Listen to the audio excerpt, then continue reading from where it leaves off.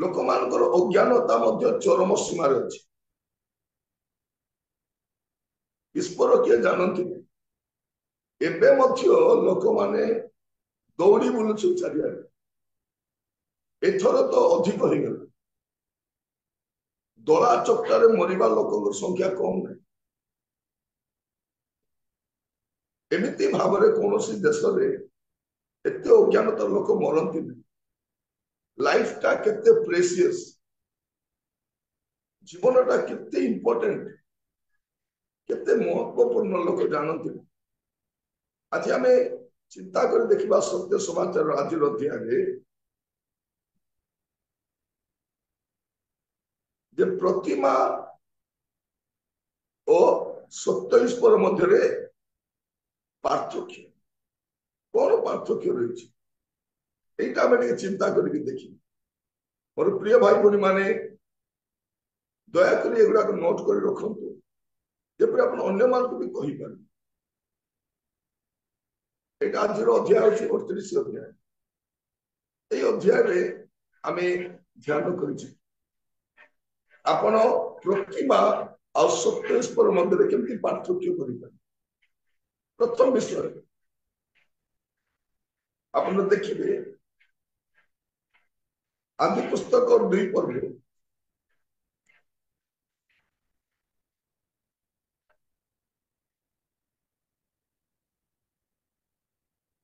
तार 7 पद अनंतरे सदाप्रभु परमेश्वर भूमिर धूली द्वारा मनुष्य को निर्माण करी ताहार नासिका रंध्र फुंक दे प्राणवायु प्रवेश कराइले तहेरे मनुष्य जीवित प्राणी हेला।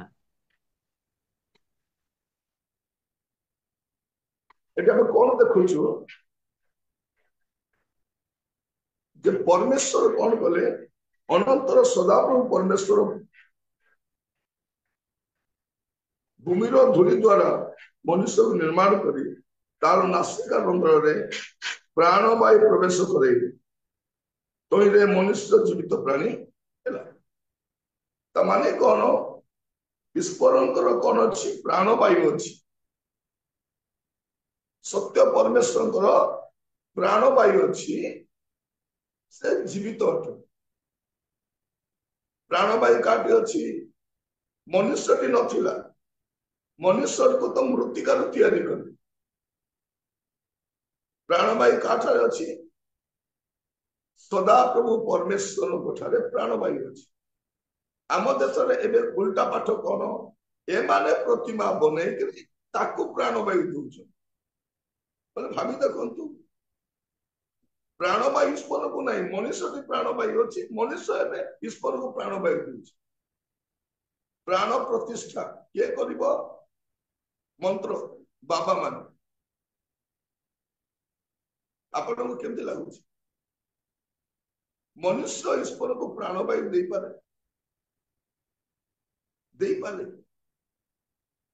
तो प्रतिमा और सत्य ईश्वर को मध्य पार्थक्य कौन जे सत्य ईश्वर प्राणवायु अच्छी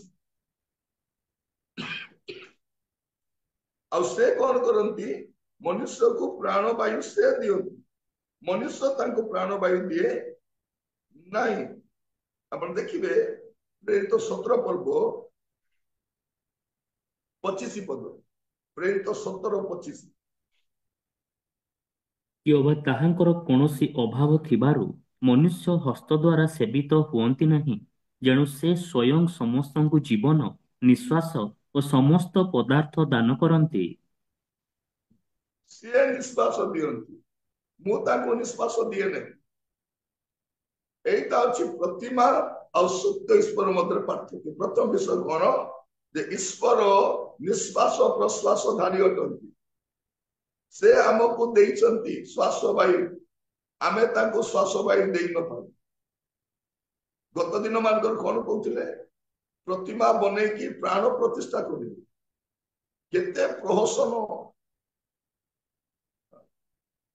जे नाई आमे प्राण प्रतिष्ठा करबा पई जाऊ जो पूजारीटा प्राण देइथिला तार प्राण पळेला गत दिन मान आप देखिथिबे जो पूजारीटा प्रतिमा को प्राण देइथिले से पूजारी को प्राण चली ଏତିକିରେ ବୁଝିବାର ଅଛି ନା ନାଇଁ? ବୁଝିପାରିବେନି। ଯଦି ମନୁଷ୍ୟ ପ୍ରାଣବାୟୁ ଦେଇପାରିବ, ତେବେ ସେ ମେଳାରେ ଯୋଉମାନେ ମଲେ ତାଙ୍କୁ ପ୍ରାଣ ଦଉନ?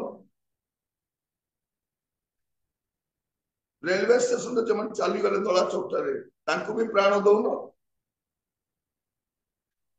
ତୁମ ଘରେ ବାପା ମା ମରୁଛନ୍ତି, ପିଲା ମରୁଛି, ଗାଈ ମରୁଛି, ପ୍ରାଣ ଦଉନ? ପ୍ରିୟ ଭାଇ ଭଉଣୀ ମାନେ, ମନୁଷ୍ୟ ଈଶ୍ୱରଙ୍କୁ ପ୍ରାଣ ଦେଇ ନପାରେ। ସତ୍ୟ ଈଶ୍ୱର ଜଣେ ଅଛନ୍ତି, ଆଉ ପ୍ରତିମା ଗୋଟେ ଅଛି, ଆଉ ପ୍ରତିମା ଈଶ୍ୱର ହେଇପାରିବ ନାହିଁ, କାହିଁକି? ତାଠାରେ ପ୍ରାଣ ବାୟୁ ଶ୍ୱାସ ବାୟୁ ନାହିଁ। ସତ୍ୟ ଈଶ୍ୱର କିଏ? ଯେ ଯାହାଙ୍କ ଠାରେ ପ୍ରାଣ ବାୟୁ ଅଛି। ଏଟା ପ୍ରଥମ ବିଷୟ। ଆଉ ଦ୍ୱିତୀୟ ବିଷୟ,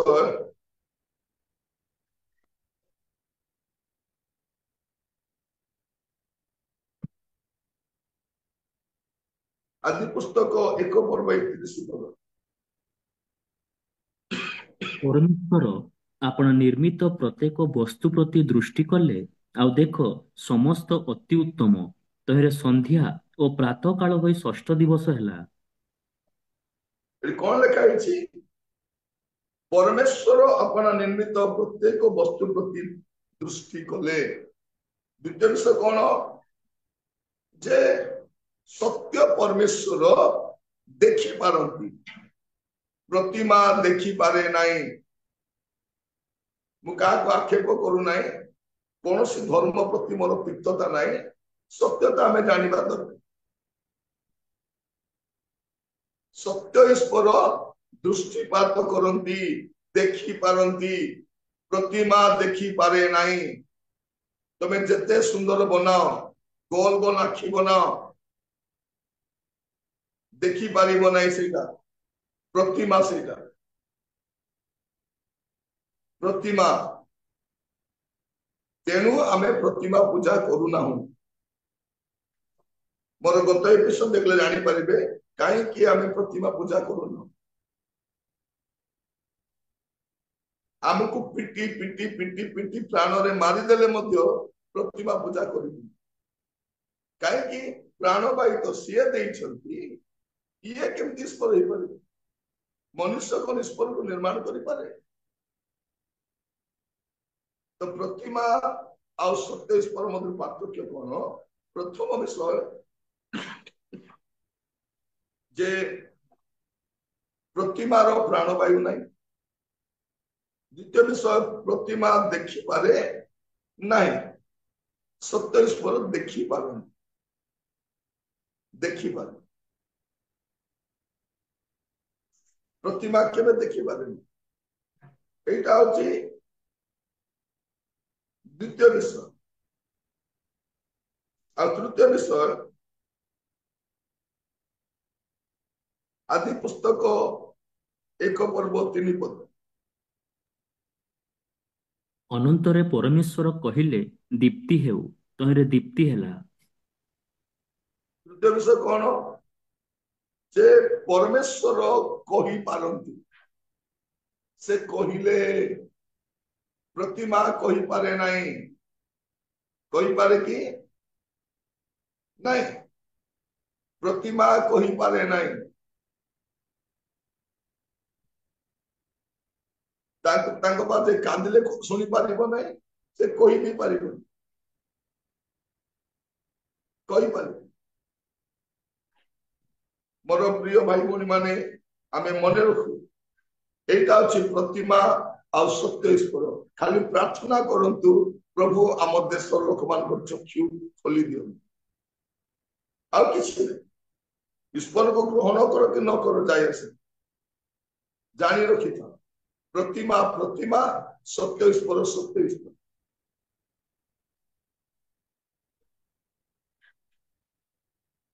ଆମେ କହୁଛୁ 33 କୋଟି।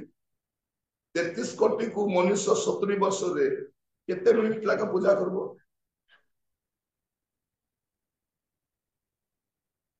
ପ୍ରଥମରେ ବସେ 33 କୋଟି ଟା କଣ ନା ଟିକେ ଲେଖ। प्रिय भाई भौणी माने गोटे अज्ञानता मध्य अच्छी शिक्षित होला परे अज्ञानता परित्याग करिबार अछि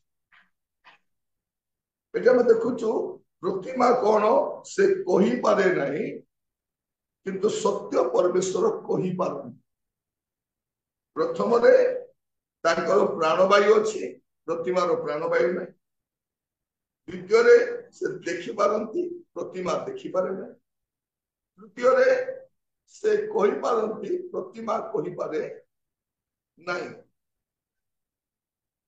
कहि पारे ना आज पर्यंत कोडी प्रतिमा कहबाटा मु सुनिनी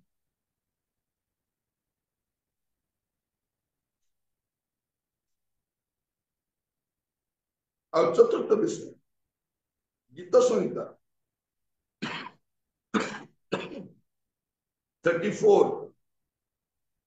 34 गीत तार 17 पद धार्मिक माने क्रंदन करन्ते सदाप्रभु शुणिले ଓ ସେମାନଙ୍କ ସର୍ବ ସଙ୍କଟରୁ ସେମାନଙ୍କୁ ଉଦ୍ଧାର କଲେ।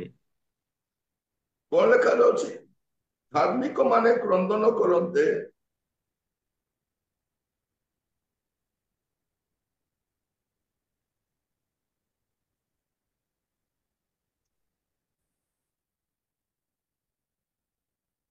एटी कौन लेखा अछि धार्मिक माने क्रंदन करन्ते सदा प्रभु सुनिले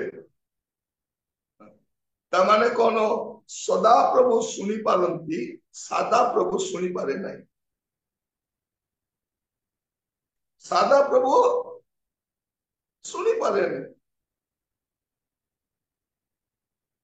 प्रिय भाई भौणी माने मनुष्य ईश्वर को तैयारी करिवो और से ईश्वर सुनिले आमे देखुछु प्रतिमा सुनी पारे नहीं सत्य परमेश्वर सुनी पारंती एटा फरक एटा पार्थक्य आमे जंते सुनी पारुछु ईश्वर मध्य सुनी पारिबे से भी सुनी पारे गीत संहिता तार 94 तार 9 आउ 10 ଯେ କର୍ଣ୍ଣ ରୋପଣ କଲେ ସେ କି ଶୁଣିବେ ନାହିଁ, ଯେ ଚକ୍ଷୁ ଗଢ଼ିଲେ ସେ କି ଦେଖିବେ ନାହିଁ, ଯେ ଗୋଷ୍ଠୀବର୍ଗକୁ ଶାସନ କରନ୍ତି, ଯେ ମନୁଷ୍ୟକୁ ଜ୍ଞାନ ଶିକ୍ଷା ଦିଅନ୍ତି ସେ କି ଶାସ୍ତି ଦେବେ ନାହିଁ। ଏଠି କଣ ଲେଖା ଅଛି ଯେ କର୍ଣ୍ଣ ରୋପଣ କଲେ ସେ କି ଶୁଣିବେ ନାହିଁ, ଯେ ଚକ୍ଷୁ ଗଢ଼ିଲେ ସେ କି ଦେଖିବେ ନାହିଁ। ଆମେ ଈଶ୍ୱରଙ୍କ ଚକ୍ଷୁ ଗଢ଼ି ପାରିବା ନାହିଁ, ଆମେ ଈଶ୍ୱରଙ୍କର କର୍ଣ୍ଣ ରୋପଣ କରିପାରିବା ନାହିଁ। ସେ ଆମକୁ କର୍ଣ୍ଣ ଦେଇଛନ୍ତି।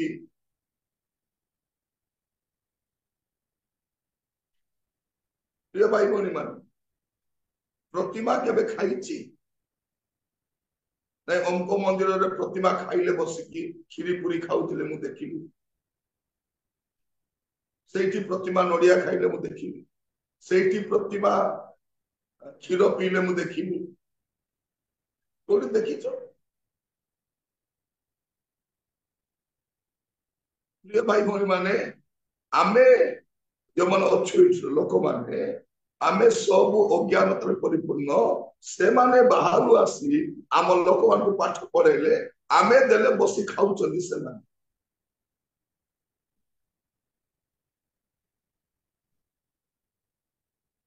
ଆମ ଗାଁ ଗଣ୍ଡାର ଲୋକମାନେ ଭଗବାନଙ୍କୁ ନଡିଆ ପଠାଉଛନ୍ତି। କୋଉଠୁ ପଠାଉଛନ୍ତି? ନିପଟ ମଫସଲ ଗାଁରୁ ନଡିଆ ପଠେଇବେ। କୋଉଠିକି ପଠେଇବେ? ଆପଣ ଯାଆନ୍ତୁ ବ୍ରହ୍ମପୁର ବସ ଷ୍ଟାଣ୍ଡରେ ଦେଖିବେ ନଡିଆ ଗଦା ଗଦା ପଡିଛି। ଏବେ ଆସିଲା ବେଳେ ଦେଖିଲି ମୁଁ ଅଳିଆ ଗଦାରେ ନଡିଆ ଗଦା ଭର୍ତ୍ତି ହେଇଛି। ଏଇ ଅନେଇବା ଲୋକ ନାହିଁ।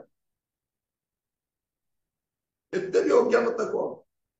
ଆମେ ପୁଣି କୋଉଠୁ ନଡିଆ ପଠେଇବୁ? ସେ ଭଗବାନ ଚିହ୍ନିକି ଆଶୀର୍ବାଦ କରିବେ। ଏଇଟା କିଏ ପଠେଇଛି? ଏଇଟା ବାସନ୍ତୀ ପଠେଇଛି, ଏଇଟା ଲକ୍ଷ୍ମୀ ପଠେଇଛି, ଏଇଟା ସାବିତ୍ରୀ ପଠେଇଛି ଅମୁକ ଗାଁରୁ। ଚିହ୍ନିକି ଆଶୀର୍ବାଦ କରିବେ। ଗାଁରେ ଗରିବ ନିରୀହ ଲୋକ ଅଛି, ତା ଖାଇବାକୁ ଦିଅ, ନହେଲେ ତୁମେ ହେଲେ ଖାଅ। ନଡିଆ ପଠେଇବ ତାଙ୍କୁ। जे सृष्टि କରିଛନ୍ତି ତାଙ୍କୁ ଖାଇବାକୁ ଦବ ତୁମେ ଔକାତ କଣ? ଈଶ୍ୱରକୁ ଖାଇବାକୁ ଦେବାର ଔକାତ ଆମର ଅଛି। ତାଙ୍କୁ ନିଶ୍ୱାସ ଆମେ ଦେବୁ। ସେ କଣ ଲେଖାଯାଇଛି? ସେ ଶୁଣନ୍ତି, ସତ୍ୟ ଈଶ୍ୱର ଶୁଣନ୍ତି, ପ୍ରତିମା ଶୁଣିପାରେ ନାହିଁ। ଗୀତ ସଂହିତା 139 ତାର ପ୍ରଥମ ପଦ। हे सदाप्रभु, तुम्भे मोर अनुसंधान करिअछ ओ मोहर परिचय नेइअछ। ସେ କଣ କରନ୍ତି? ସେ ଅନୁସନ୍ଧାନ କରିପାରନ୍ତି। ସେ କଣ କରିପାରନ୍ତି? ସେ ଜାଣିପାରନ୍ତି। ଆପଣ ଦେଖିବେ 2 ପଦ ପଢନ୍ତୁ। तुम्भे मोहर बसिबार ओ उठिबार जाणुअछ, तुम्भे दूररु मोहर संकल्प बुझुअछ। କଣ ଲେଖା ହେଇଛି? ତୁମେ ଜାଣୁଅଛ। ଈଶ୍ୱର ଜାଣିପାରନ୍ତି, ପ୍ରତିମା ଜାଣିପାରେ ନାହିଁ। ପ୍ରିୟ ଭାଇ ଭଉଣୀ ମାନେ, କେବେ ପ୍ରତିମାକୁ ଜ୍ୱର ହୁଏ ଦେଖିଛନ୍ତି? କେବେ ଆପଣଙ୍କ ଟେବୁଲକୁ ଜ୍ୱର ହେବା ଦେଖିଛନ୍ତି? ନାଇଁ, ଆଜି ମୋର ଟେବୁଲକୁ ଜ୍ୱର ହେଇଛି, ଆଜି ମୋର ଖଟିଆକୁ ମୁଣ୍ଡ ବଥା ହଉଛି,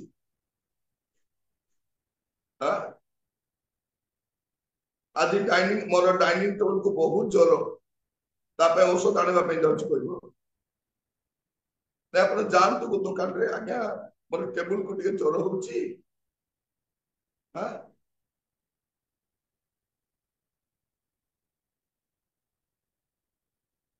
କଣ ଆପଣଙ୍କର ଯୋଉ ପଥରର ଶିଳ ଅଛି, ଯେ କହିବେ ମୋର ସେ ମରିଚ ବଟା ଶିଳକୁ ଆଜ୍ଞା ମୁଣ୍ଡ ବଥା ଆଉ ଜ୍ୱର ହଉଛି, ଔଷଧ ଦିଅ।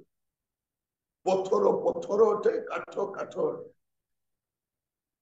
ମୁଁ କାହିଁକି ଆଜିର ସତ୍ୟ ସମାଚାରରେ କହୁଛି ଯେ ଆପଣ ଅନ୍ୟମାନଙ୍କୁ କହିପାରିବେ ଈଶ୍ୱର କିଏ। ଏଠି ଲେଖା ହେଇଛି ସେ କଣ କରିପାରନ୍ତି? ସେ ଜାଣିପାରନ୍ତି। ଜାଣିପାରନ୍ତି। ପେପରରେ ବାହାରି ଯାଉଛି ଆଜି ଭଗବାନଙ୍କୁ ଜ୍ୱର ହେଇଛି।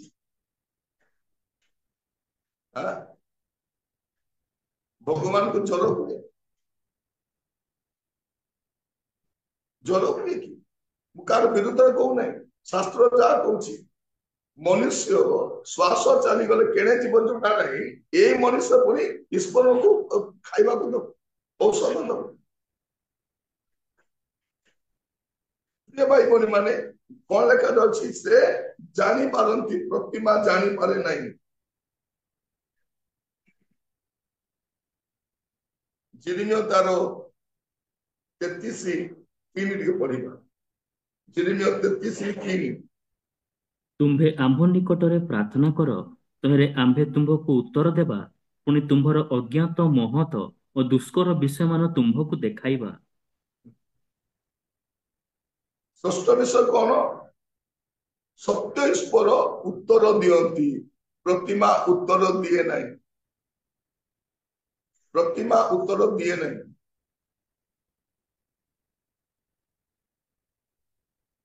ପ୍ରିୟ ଭାଇ ଭଉଣୀ ମାନେ, ମନେ ରଖିଥାନ୍ତୁ, ପ୍ରତିମା ଆଉ ସତ୍ୟ ଈଶ୍ୱର ମଧ୍ୟରେ ପାର୍ଥକ୍ୟ କଣ? ପ୍ରତିମାର ଶ୍ୱାସ ବାୟୁ ନାହିଁ, ପ୍ରତିମା ଦେଖିପାରେ ନାହିଁ, ପ୍ରତିମା କହିପାରେ ନାହିଁ, ପ୍ରତିମା ଶୁଣିପାରେ ନାହିଁ, ପ୍ରତିମା ଜାଣିପାରେ ନାହିଁ, ପ୍ରତିମା ଉତ୍ତର ଦେଇପାରେ ନାହିଁ। ପ୍ରିୟ ଭାଇ ଭଉଣୀ ମାନେ, ଆମେ କହୁଛୁ ଆମେ ସନାତନୀ, ଠିକ ଅଛି। କୋଉ ସନାତନୀ ଯୁଗରେ ଈଶ୍ୱର କଥା ହଉଥିଲେ? ଏ ପ୍ରତିମା କୋଉ ସନାତନୀ ଯୁଗରେ କଥା ହଉଥିଲେ? କେବେ କଥା ହଉଥିଲେ?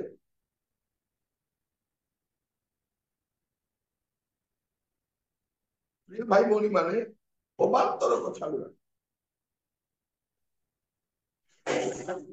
ମାନେ ଘରର ସମସ୍ତେ ଭଗବାନ, ବାପା ଭଗବାନ, ମା ଭଗବାନ, ପୁଅ ଭଗବାନ, ସବୁ ଭଗବାନ। କଣ ଗୋଟେ ଭଗବାନ ମାର ଦେହର ମଇଳାରୁ ଜନ୍ମ ହଉଛି, ଆଉ ଗୋଟେ ଭଗବାନ ବାପାର ଜଟରୁ ବାହାରୁଛି। ଚିନ୍ତା ବି କରିପାରିବା ଆମେ ଚିନ୍ତା କରିପାରିବା ପ୍ରିୟ ମାନେ ଆକୃତି ଈଶ୍ୱର ନୁହେଁ ପ୍ରକୃତି ବି ଈଶ୍ୱର ନୁହେଁ ଜଣେ ସତ୍ୟ ଈଶ୍ୱର ଅଛନ୍ତି ଯେ ପ୍ରକୃତିକୁ ସୃଷ୍ଟି କରୁଛନ୍ତି ସେ କେମିତି ଅଟନ୍ତି ସେ ନିଶ୍ୱାସ ପ୍ରଶ୍ୱାସଧାରୀ ଅଟନ୍ତି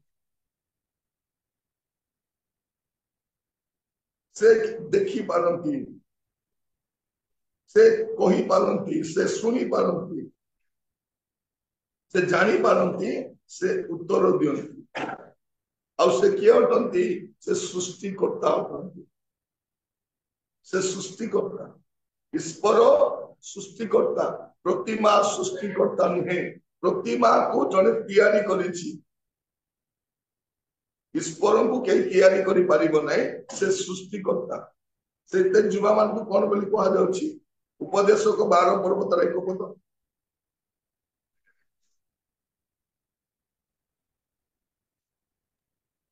ଆଉ ତୁମ୍ଭେ ଉପଦେଶକ 12 ପର୍ବତ 1 ପଦ ଯୌବନ କାଳରେ ଆପଣା ସୃଷ୍ଟିକର୍ତ୍ତାଙ୍କୁ ସ୍ମରଣ କର ଯେହେତୁ ଦୁଃସମୟ ଆସୁଅଛି ଯେଉଁ ସବୁ ବର୍ଷରେ ତୁମ୍ଭେ କହିବ ଏସବୁରେ ମୋର କିଛି ସୁଖ ନାହିଁ ସେହି ସବୁ ବର୍ଷ ସନ୍ନିକଟ ହେଉଅଛି କଣ ଲେଖାଯାଇଛି ସୃଷ୍ଟିକର୍ତ୍ତା ସୃଷ୍ଟିକର୍ତ୍ତାଙ୍କୁ ସ୍ମରଣ କର କାହାକୁ ସ୍ମରଣ କର ସୃଷ୍ଟିକର୍ତ୍ତାଙ୍କୁ ସ୍ମରଣ କର ଜଣେ ସୃଷ୍ଟିକର୍ତ୍ତା ଅଛନ୍ତି ପ୍ରତିମା ସୃଷ୍ଟିକର୍ତ୍ତା ନୁହେଁ ପ୍ରତିମା ସୃଷ୍ଟିକର୍ତ୍ତା ନୁହେଁ ପ୍ରତିମାକୁ ଜଣେ ସୃଷ୍ଟି କରିଛନ୍ତି ପ୍ରତିମା ସୃଷ୍ଟିକର୍ତ୍ତା ନୁହେଁ ମୋର ପ୍ରିୟ ମାନେ ଏଇଟା ଶାସ୍ତ୍ର କହୁଛି ମୁଁ କହୁନାହିଁ ମୁଁ କୋଠୁ ବନେଇଛୁ ନେଇ ଈଶ୍ୱର ବିରୁଦ୍ଧରେ କହୁନି ଶାସ୍ତ୍ର କହୁଛି ପ୍ରତିମା ପ୍ରତିମା ଅଟେ ସୃଷ୍ଟିକର୍ତ୍ତା ସୃଷ୍ଟିକର୍ତ୍ତା ଅଟେ ଈଶ୍ୱର ଈଶ୍ୱର ଅଟନ୍ତି ପ୍ରତିମା ଈଶ୍ୱର ହେଇପାରିବ ନାହିଁ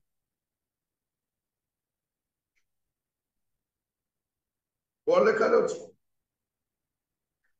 ଜିରିମିୟ ତାର 2 ପର୍ବ 27 ପଦରେ ଜିରିମିୟ 2 ପର୍ବ 27 ପଦ ସେମାନେ ଖଣ୍ଡେ କାଠ ମୁଣ୍ଡାକୁ କହନ୍ତି ତୁମ୍ଭେ ଆମର ପିତା ଓ ପଥରକୁ କହନ୍ତି ତୁମ୍ଭେ ଆମ୍ଭକୁ ଜନ୍ମ କରିଅଛ ସେମାନେ ଆମ୍ଭ ଆଡକୁ ମୁଖ ନ ଫେରାଇ ଆପଣା ଆପଣା ପିଠି ଫେରାଇ ଅଛନ୍ତି ମାତ୍ର ବିପଦ ସମୟରେ ସେମାନେ କହିବେ ତୁମ୍ଭେ ଉଠ ଆମ୍ଭମାନଙ୍କୁ ଉଦ୍ଧାର କର ଏବେ କଣ ଖଣ୍ଡେ କାଠ ମୁଣ୍ଡାକୁ କହନ୍ତି ତୁମ୍ଭେ ଆମର ପିତା ଏ ପିତା କାଠ ମୁଣ୍ଡା ପିତା ଓ ପଥରକୁ କହନ୍ତି ତୁମେ ଆମକୁ ଜନ୍ମ ଦେଇଅଛ ପଥର ପୁଣି ଏମାନଙ୍କୁ ଜନ୍ମ ଦେଇଛି ଆଉ କାଠ ମୁଣ୍ଡା ପୁଣି ଏମାନଙ୍କୁ ସୃଷ୍ଟି କରୁଛି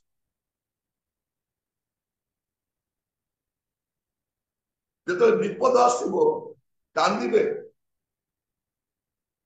ରକ୍ଷା କର କୋଉ କାଠ ମୁଣ୍ଡା ରକ୍ଷା କରିବ କୋଉ ପଥର ରକ୍ଷା କରିବ ଜଣେ ସୃଷ୍ଟିକର୍ତ୍ତା ଅଛନ୍ତି ତାଙ୍କୁ ଡାକିବା ଦରକାର ବାଇବଲ କଣ କହୁଛି ଦେଖନ୍ତୁ ଏମାନେ ରକ୍ଷା କରିପାରିବେନି ଏମାନେ ରକ୍ଷା କରିପାରିବେ ନାହିଁ ଯେତେ ଚିତ୍କାର କଲେ ବି ଏମାନେ ଆମକୁ ରକ୍ଷା କରିପାରିବେ ନାହିଁ କାରଣ କାଠ ମୁଣ୍ଡା ତ କାଠ ମୁଣ୍ଡା ପଥର ତ ପଥର ଶାସ୍ତ୍ର କଣ କହୁଛି ଗୀତ ସଂହିତା 50:15 ପୁଣି ସଙ୍କଟ ଦିନରେ ଆମ୍ଭକୁ ଡାକ ଆମ୍ଭେ ତୁମକୁ ଉତ୍ତର କରିବା ଆଉ ତୁମ୍ଭେ ଆମ୍ଭର ମହିମା ପ୍ରକାଶ କରିବ ସଙ୍କଟ କାଳରେ କାହାକୁ ଡାକ କାଠ ମୁଣ୍ଡାକୁ ଡାକ ବୋଲି ଲେଖାଇନି ସଙ୍କଟ କାଳରେ ପଥରକୁ ଡାକ ବୋଲି ଲେଖାଇନି ସଙ୍କଟ କାଳରେ ଆମ୍ଭକୁ ଡାକ ଆମ୍ଭେ ତୁମକୁ ଉଦ୍ଧାର କରିବା ଆଉ ଆମ୍ଭେ ତୁମକୁ ଉଦ୍ଧାର କରିବା ପ୍ରିୟ ମାନେ ଏବେ ଲୋକମାନେ ଛାଟି ପିଟି ବର୍ଷ ବର୍ଷ ସେବା କଲେ ଏବେ ଛାଟି ପିଟି କାନ୍ଦୁଛନ୍ତି ରେଲୱେ ଷ୍ଟେସନ କିଏ ଉଦ୍ଧାର କରିବ ସେଇଠି ଲୋକ ଦଳା ଚକଟାରେ କେତେ ମଲେ ଜଣା ନାହିଁ ମୁଁ ଆଶ୍ଚର୍ଯ୍ୟ ହଉଛି ଏମାନଙ୍କୁ ହୃଦୟ ଅଛି ନା ନାହିଁ ମରି ତ ଗଲେ ଶବ ଦିଅ ଶବ ବି ଲୁଚେଇବ ଏତେ ନିଷ୍ଠୁର କଣ?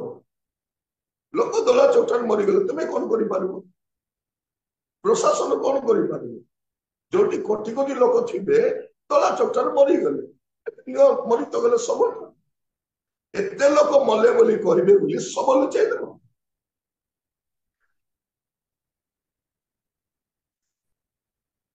ମୋର ପ୍ରିୟ ଭାଇ ଭଉଣୀ ମାନେ, ଆମେ ଆଉ କେତେ ନିଷ୍ଠୁର ହେବା, ଆଉ କେତେ ପଶୁ ଭଳିଆ ହେବା?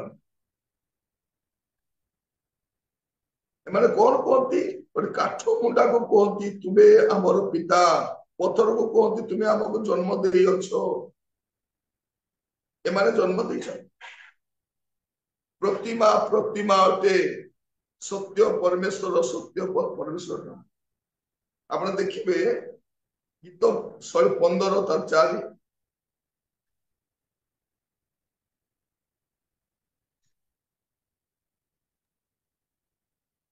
ସେମାନଙ୍କର ପ୍ରତିମା ସବୁ ରୂପା ଓ ସୁନା, ମନୁଷ୍ୟର ହସ୍ତକୃତ କର୍ମ ଅଟେ। କଣ ଅଟେ? ତା ତଳକୁ ପଢିପଢା ସବୁ 5, 6, 7, 8 ଗୁଡାକ। ସେମାନଙ୍କର ମୁଖ ଅଛି, ମାତ୍ର ସେମାନେ କଥା କହନ୍ତି ନାହିଁ। ଚକ୍ଷୁ ସେମାନଙ୍କର ଅଛି, ମାତ୍ର ସେମାନେ ଦେଖନ୍ତି ନାହିଁ। ସେମାନଙ୍କର କର୍ଣ୍ଣ ଅଛି, ମାତ୍ର ସେମାନେ ଶୁଣନ୍ତି ନାହିଁ। ନାସିକା ସେମାନଙ୍କର ଅଛି, ମାତ୍ର ସେମାନେ ଆଘ୍ରାଣ କରନ୍ତି ନାହିଁ। ସେମାନଙ୍କର ହସ୍ତ ଅଛି, ମାତ୍ର ସେମାନେ ସ୍ପର୍ଶ କରନ୍ତି ନାହିଁ। ଚରଣ ସେମାନଙ୍କର ଅଛି, ମାତ୍ର ସେମାନେ ଗମନ କରନ୍ତି ନାହିଁ, କିମ୍ବା କଣ୍ଠରେ ସେମାନେ କଥା କହନ୍ତି ନାହିଁ। କଣ ଲେଖାରେ ଅଛି? ଏମାନଙ୍କର ପ୍ରତିମା ସବୁ ରୂପା, ସୁନାର, କାଠ, ପଥରର। ଏମାନେ କଣ କରନ୍ତି? ମୁଖ ଅଛି, ମୁଖ, ଚକ୍ଷୁ ଅଛି, ଦେଖିପାରିବେ ନାହିଁ। କାନ ଅଛି, ଶୁଣି ପାରିବେ ନାହିଁ। ନାସିକା ଅଛି, ଆଗ୍ରାଣ ନାହିଁ। ହସ୍ତ ଅଛି, କାମ କରୁନାହିଁ। ଚରଣ ଅଛି, ଚାଲି ପାରିବେ ନାହିଁ, ଉଦ୍ଧାର କରିପାରିବେ ନାହିଁ। ଏଇଟା ପ୍ରତିମା। ଏଇଟା ପ୍ରତିମା। ମୋର ପ୍ରିୟ ଭାଇ ଭଉଣୀ ମାନେ, ଆଜି ସୁଯୋଗ ଅଛି, ଆମେ କଣ କରିପାରିବା? ଆମେ ଅନ୍ୟମାନଙ୍କ ପାଇଁ ପ୍ରାର୍ଥନା କରିପାରିବା, ଅନ୍ୟମାନଙ୍କୁ ସଚେତନ କରାଇ ପାରିବା, କହିପାରିବା। ଜିରିମିୟ ତାର 16 ପର୍ବ 20 ପଦ ଦେଖିବେ। ଜିରିମିୟ 16:20। ମନୁଷ୍ୟ କି ଆପଣା ନିମନ୍ତେ ଈଶ୍ୱର ନିର୍ମାଣ କରିବ? ସେ ତ ଈଶ୍ୱର ନୁହେଁ। କଣ ଲେଖା ଅଛି? ମନୁଷ୍ୟ କଣ ଈଶ୍ୱରକୁ ନିର୍ମାଣ କରିବ? ଈଶ୍ୱର ମନୁଷ୍ୟକୁ ନିର୍ମାଣ କରିଛନ୍ତି ନା ମନୁଷ୍ୟ ଈଶ୍ୱରକୁ ନିର୍ମାଣ? ମୋର ପ୍ରିୟ ଭାଇ ଭଉଣୀ ମାନେ, ମୁଁ ଆପଣମାନଙ୍କୁ ଏଇଥିପାଇଁ କହୁଛି, ଆପଣ ଜାଣି ରଖନ୍ତୁ, ଯେପରି କାଲିକି ଆପଣ ଅନ୍ୟମାନଙ୍କୁ କହିପାରିବେ। ସତ୍ୟ ସମାଚାର, ଆଉ ଏ ସତ୍ୟ ସମାଚାରରେ ଆମେ ଟିକି ନିକି ଗୋଟିଏ ଗୋଟିଏ ବିଷୟକୁ ଆମେ ସମୀକ୍ଷା, ଆମେ ଅନୁଧ୍ୟାନ କରୁଛୁ, ଆମେ ଦେଖୁଛୁ ଏଇଠି ଯେ ବାସ୍ତବରେ ଈଶ୍ୱର କିଏ ନାହାନ୍ତି। ଆଜିର ଶିକ୍ଷାରେ ଆମେ ସମୀକ୍ଷା କରୁଛୁ, ଜାଣିବା ପାଇଁ ଚେଷ୍ଟା କରୁଛୁ ଯେ ବାସ୍ତବରେ ଈଶ୍ୱର କିଏ, ସତ୍ୟ ଈଶ୍ୱର କିଏ ଅଟନ୍ତି।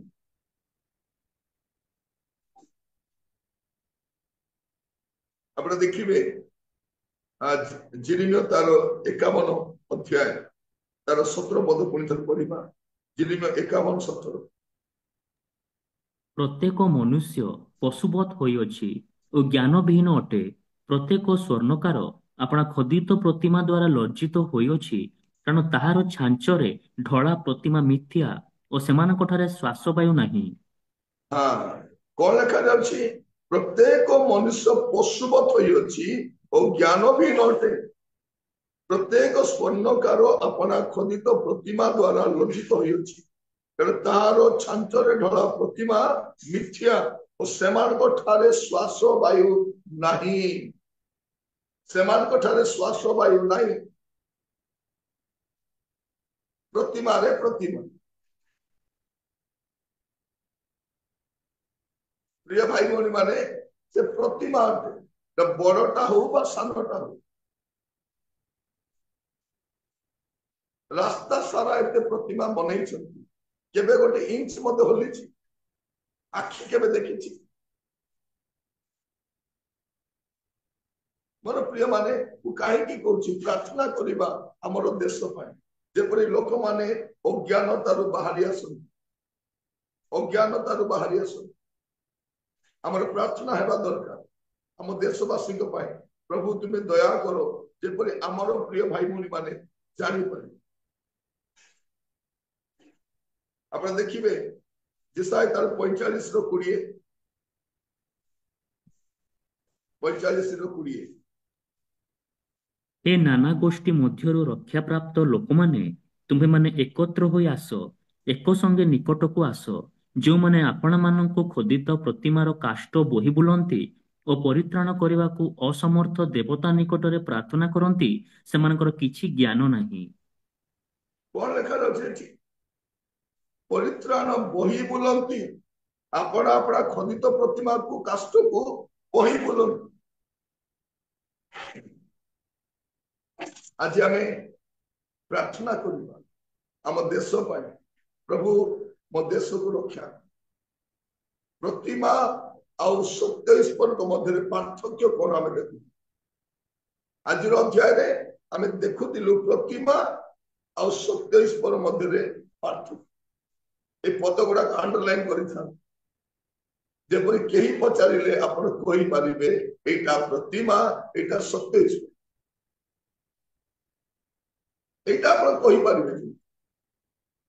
आपण मैंने जमी सुशिक्षित हे बाइबल को बाइबल बाहर कहना कई रागी जीव कहीं कहल तुम बाइबल लिखाई आम आगर कौन भावुलु आम ईश्वर को मानुचे कहले से भी कहते ना आमर भी ईश्वर तुम आगे ईश्वर ना आमर भी ईश्वर ईश्वर जे प्रतिमा ईश्वर प्रतिमा ईश्वर तो ईश्वर हेले मान जे तुम दयारे अच्छी से ईश्वर नुहति दयारे आम अच्छे आमे ताको निर्माण करि पारबे से हमको निर्माण करछि आमे ताको खुआई पारबे से हमको खाइबा को दैछि आमे ताको श्वास बाय देई पारबे से हमको दैछि आसंत चक्षु बंद करिबा प्रार्थना करिबा अनुग्रहकार पिता आमे प्रार्थना करूछु आम देशवासी को प्रभु आम भाई भौणी को प्रभु प्रभु से चक्षु मुक्त करो जेपरि से जानी पारे प्रतिमा कौन आ सत्य ईश्वर कौन प्रभु एले मध्य प्रभु ज्ञानी कहउछंती पाठ पढ़ी के डॉक्टर के इंजीनियर के कलेक्टर के एसपी के वैज्ञानिक किंतु प्रभु जानती ना ईश्वर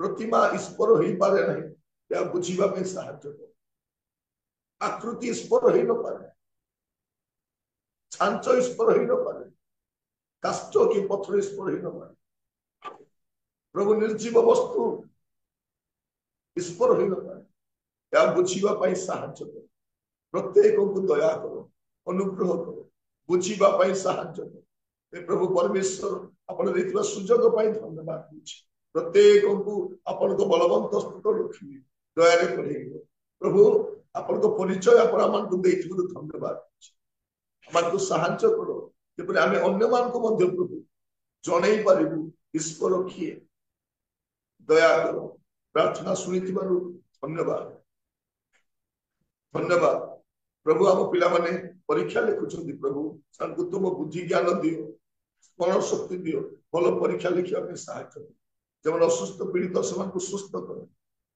प्रभु जो कष्ट दे गति करुछंती सानकु भार प्रार्थना सुनिलो धन्यवाद जा मागी नहीं दया दान करो प्रार्थना